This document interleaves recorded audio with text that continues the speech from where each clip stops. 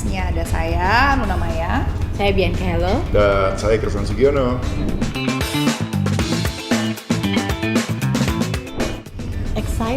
Excited, deg-degan, penasaran.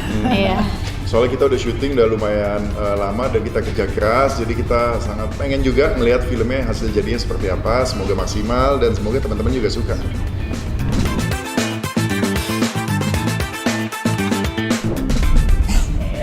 Panggolan Wingit itu artinya tempat angker atau tempat keramat.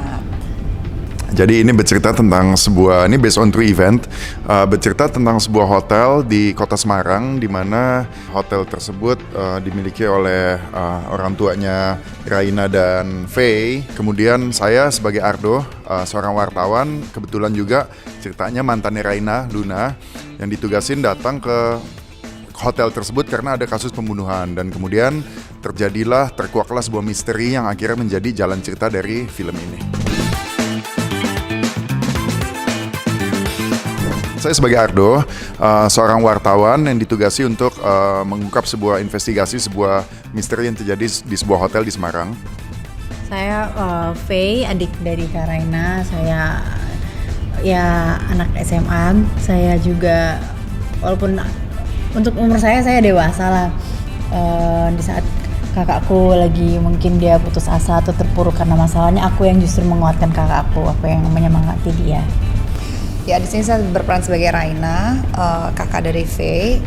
Sebenarnya Raina itu bisa dibilang orangnya yang tadinya cukup mandiri, cukup punya banyak mimpi, tapi karena terlalu banyak masalah akhirnya mati segan, hidup pun tak mau gitu, atau ya jadinya dia hanya menjalani hari-hari dia hanya fokus untuk membesarkan adiknya karena orang tuanya udah nggak ada, jadi memang dia sudah tidak terlalu memikirkan dirinya, yang dia pikirin hanya adiknya, gimana supaya dia bisa sekolah dengan baik, kuliah dengan baik, lulus. Nah, kalau urusan diri dia udah agak cukup pesimis lah. Ya udahlah, saya nggak usah dipikirin deh, yang penting adik saya gitu. Jadi memang agak ya bisa dibilang orangnya melankolis sedikit.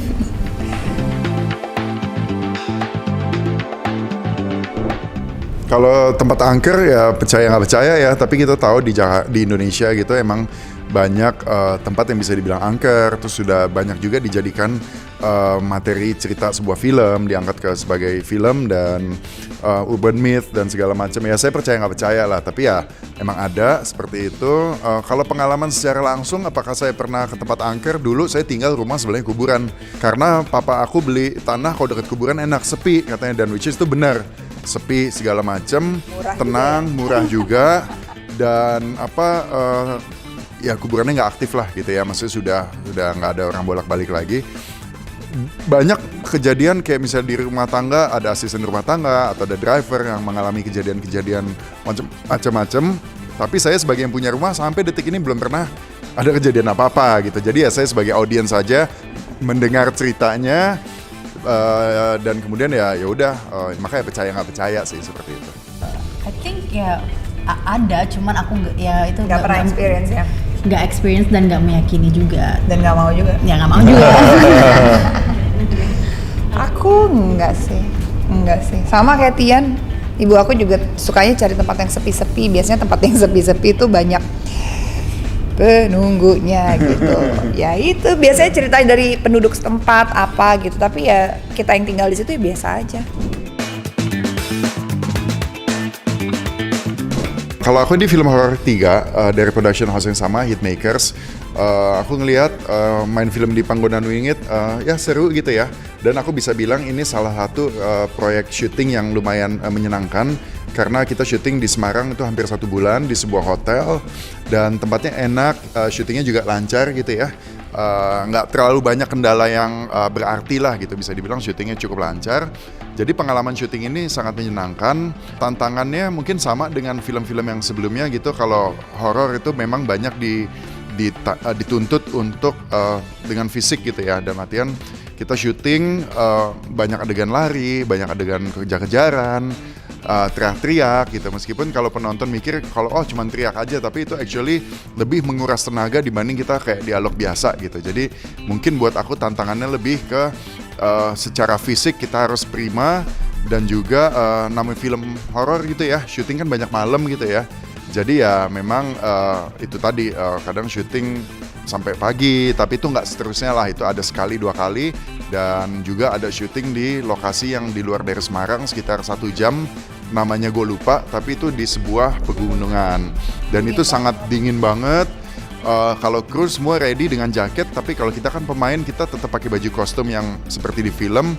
Dan juga waktu itu adegannya hujan gitu ya, pagi-pagi sampai jam 4 pagi dinginnya minta ampun gitu. Tapi ya udah, ya itu part of the job sih.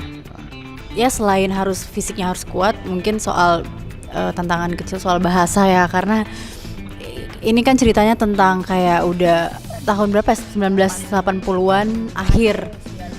Iya, sedangkan aku Gen Z ya.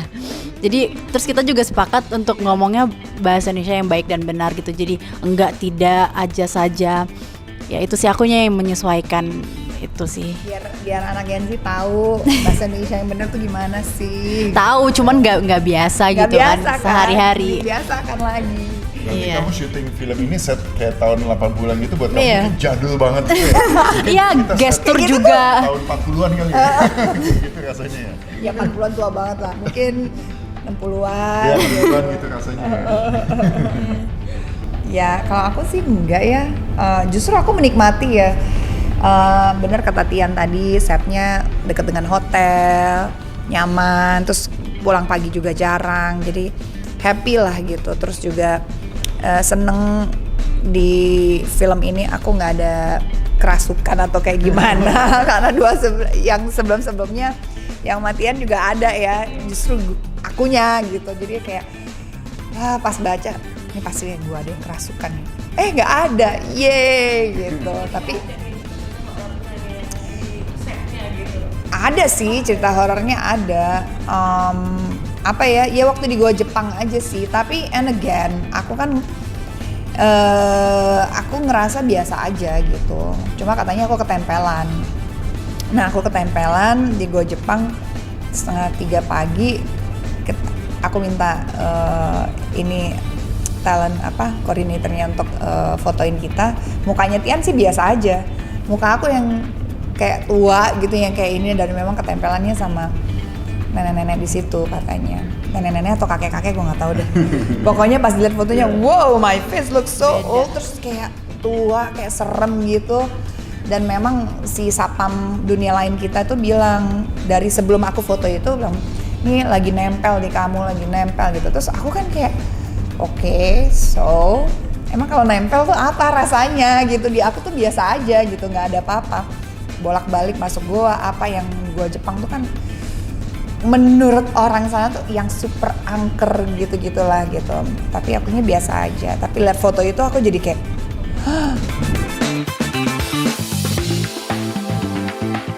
Menurut aku filmnya bagus, filmnya sangat relate karena ceritanya tentang hotel dan kita penonton juga pasti sering ke hotel dan segala macam. Jadi itu secara experience untuk menonton film Panggonan Wingit ini semoga ya, mudah-mudahan itu bisa lebih dapat excitement dari sisi horornya, dari sisi seremnya. Karena kan tujuan penonton film horor kan pengen merasakan sensasi seremnya itu gitu ya. Dan aku rasa di film Panggonan Wingit ini penonton bisa mendapatkan keseruan itu. Jadi it's very entertaining, ceritanya juga ada ceritanya gitu ya, jadi nggak hanya mengandalkan hantu-hantunya saja, tapi secara story ada dramanya dan ini menarik untuk diikuti.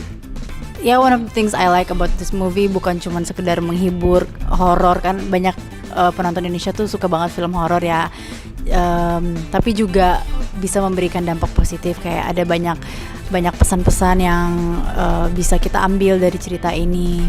Jadi itu sih kalau penasaran nonton. aku sih lebih pengen ngajak temen-temen untuk datang ke bioskop. Konten lokal itu ya harus menjadi tuan rumah ya di negeri kita sendiri gitu. Caranya ya dengan datang ke bioskop, tidak upload ke sosial media gitu.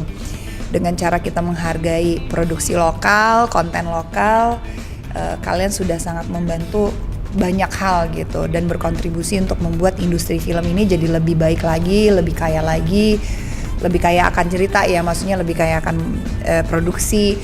Jadi kedepannya ya film kita menjadi lebih baik lagi.